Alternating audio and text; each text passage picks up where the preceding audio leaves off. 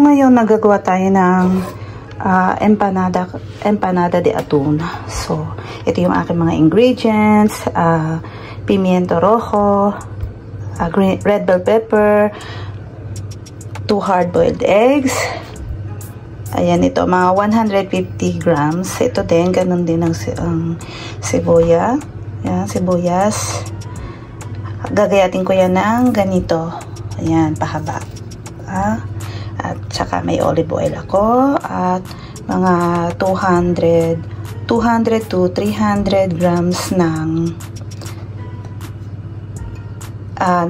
tomato sauce o tomato na yung pinino, ganyan. Tapos, ayan, meron ako ditong atún or tuna, then salt and sugar. So, tigo 1 teaspoon yan. Dagdagan natin pagka kailangan. So, ayan, mag-umpisa na tayo magluto. So, ayan nga yung sinabi ko sa inyo kanina, gayatin lang natin yan ng pahaba. Pati yung sibuyas, ganyan din ang gawin natin. Yan, pahaba lang yan, ganyan. Okay? So, yung itong sibuyas, ganito din. Puro pahaba lang yan. Hatiin ko sa gitna, tapos, ayan. Hatiin ko ng puro pahaba.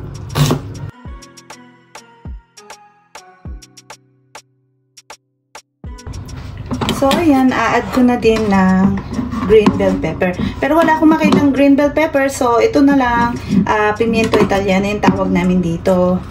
Ayan, mahapon siya. So, ganun din ang gayat. Optional, kung wala kayong ganito, pwedeng red bell pepper na lang. Ayan, mag-umpisa na tayong mag-isa. So, ayan guys, lagyan na natin ng olive oil. Ayan. Then, igisa ko na ang sibuyas.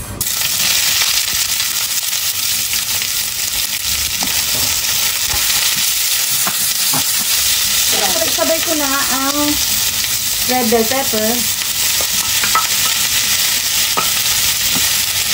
Ayan, sabay silang maluluto.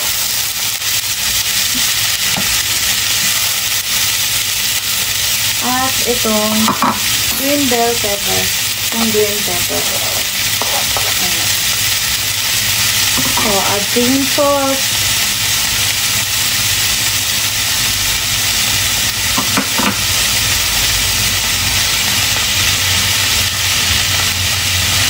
Yan, cover natin para madali maluto.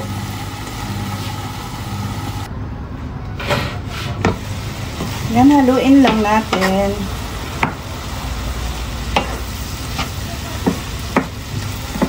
Then, takpan ulit hanggang sa maluto.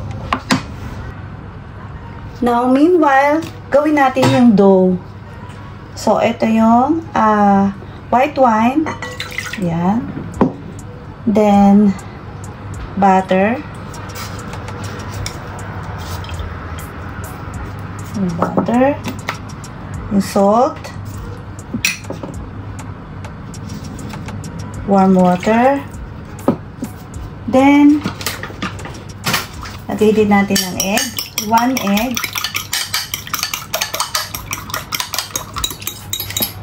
Add natin ang levadura. Yan. Ito ay 25.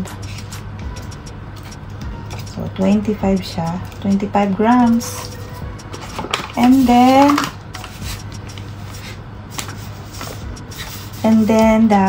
ng harina. Bale, 600 grams ang lagay natin na harina. Yan. Then, mix.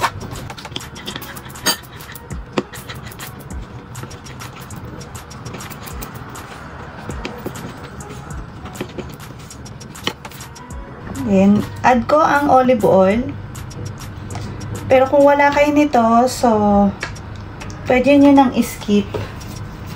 Butter na lang yung inyong ilagay. Or vegetable oil. Yan. Saka natin yan mamasahin. Okay.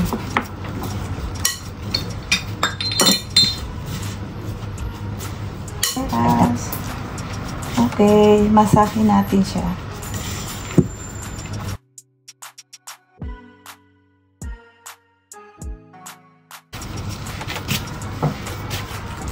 Hanggang maging soft at makinis yung masa.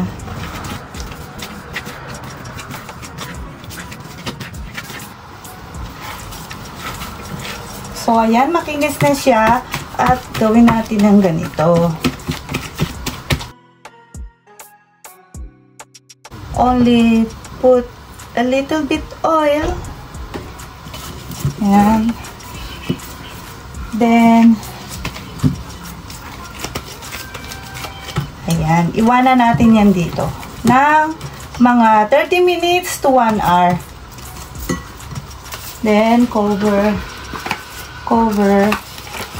So, ako i-coveran ko to ng plastic wrap or pwede nyo coveran ng towel, kitchen towel.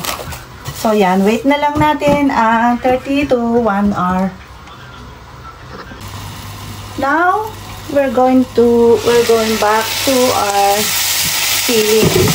So, ito na nga, magluto na yung ating pepper. Then, add ko na ang sauce. Ang tomato. Pwede ko yung gumamit ng tomato sauce or tomato na natural.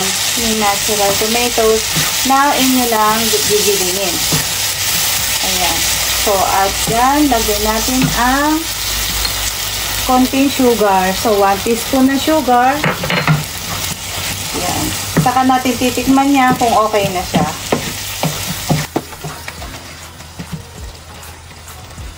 Na-cook and 2 minutes, 2 to 3 minutes, then okay na siya. Palamigin. Saka natin i-add ang tuna and hard-boiled eggs. Tingnan ko siya kung okay na yung salt o kung magdadagdag pa ako. So, gusto ko pang dagdagan ng 1 teaspoon. Bali, 2 teaspoon salt ang nagamit ko. Yung sugar, okay na 1 teaspoon. Pagka gumamit nga pala kayo ng natural tomatoes, so, dagdagan nyo ng sugar. Gawin nyo ng 2. Yan. May nabibiling nasa bote na siya. At, ayan. Pakuluan lang natin ng konti.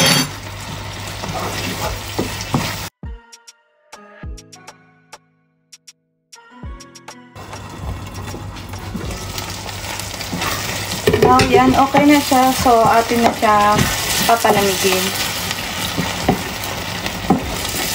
So, yan. Isalin na natin sa bowl. Then, add natin ang tuna. So, itong nilagay kong tuna ay bali 260 grams siya. Yan. Then, add na din ang 2 hard-boiled eggs. Mix lang. Yan.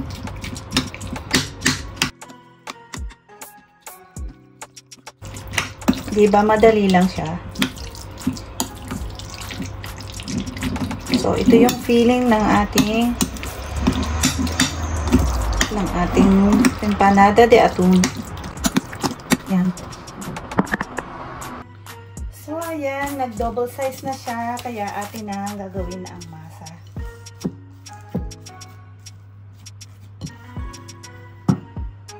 Lagyan ko lang ng konting oil.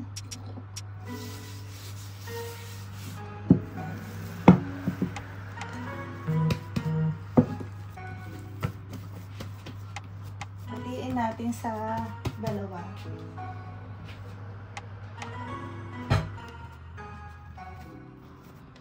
Yan, para gawin to sa ibabaw at sa ilalim.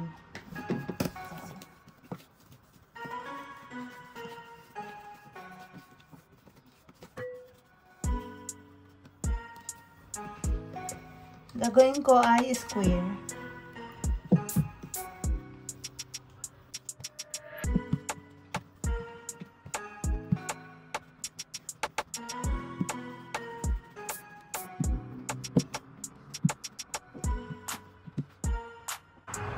Yan, bali dalawang ganito yung gagawin ko.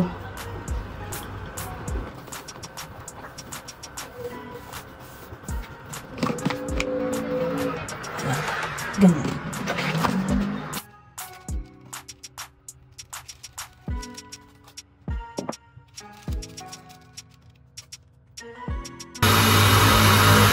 So, ito yung gagawin kong pang ibabaw. Yan, dito ko na lang siya iniwanan para madali ko siyang mailagay dun sa ibabaw na masa. So, ito na nga yun. Then, ito yung bali ilalim. So, ilagay na natin ang filling.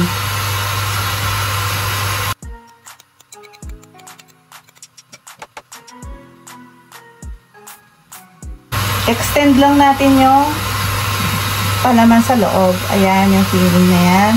I-extend lang natin dyan sa loob. So, ilalagay na natin yung dough sa ibabaw. Ganito yung ginawa kong dough. Ayan, so, pantay yan dito. So, ganito na lang yung gagawin natin. Ayan.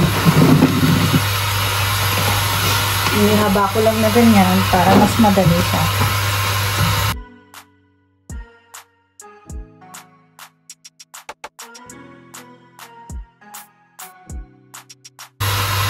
So, ayan.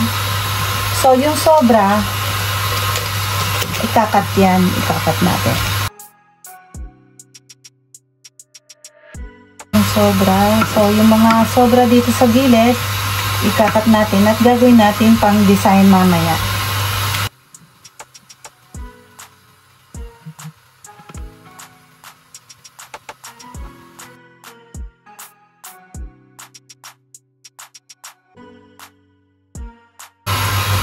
Ito nga palang yung sumobra, akin lang itong mamasahin ulit. Tapos, para pan-design natin dito sa empanada. Yan, ganun lang. Yan, ito yung ating gagawin pang design sa ibabaw ng empanada.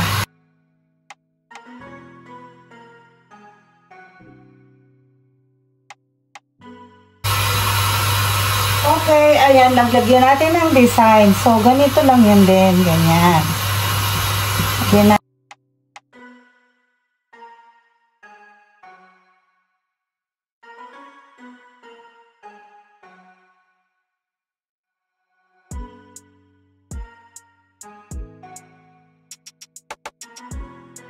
So, ayan, i-close natin lahat yung paligid.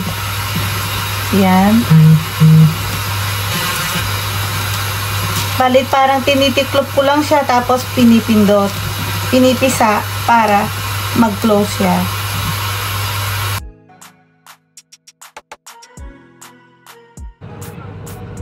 Ayan, na-close na natin lahat. Naisara na natin lahat yung mga gilid. So, i-pinch natin siya ng ayan, lagyan natin siya ng butas. Para dyan sisingaw ang init ng empanada. Lagyan natin ng butas-butas. Ayan, tusukin natin ng tenedor. Ayan, ganyan. Dito lang sa ibabaw ha. Tusukin natin yung ibabaw. Ayan, para dyan magkaroon ng singawan. Then, saka natin siya i-brush ng egg wash. Yan, lagyan natin ng egg sa ibabaw. Yan, i-brush natin para mamaya ay pupula yan. Yan, para gumanda yung kanyang color. At saka natin siya i-bake ng 15 to 30 minutes. Hanggang sa pumula lang siya. So, pagka pumula na siya, okay na yun, luto na. Kasi luto na naman yung ating filling yan. Bali, yung masa na lang ang lulutuin. Yan, papupulahin natin yung masa. Ganyan din yung way pagkakarne naman ang inyong gagamitin. So, sa karne naman ay gigisahin nyo yung karne. Ito, dahil luto na yung tuna, dahil nasa lata yung ating ginamit, so, kaya ganyan, i-mini-mix lang. So, yan, pinainit ko na yung oven ng 180 degrees Celsius. Ayan. At isasalang na natin yan. Okay.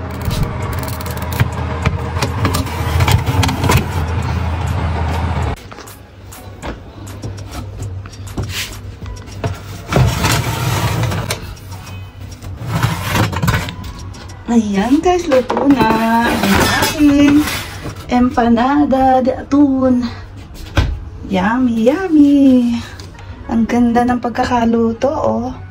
So, 15 to 20 minutes ko siya niluto. Ayan. Ang ganda, diba, oh.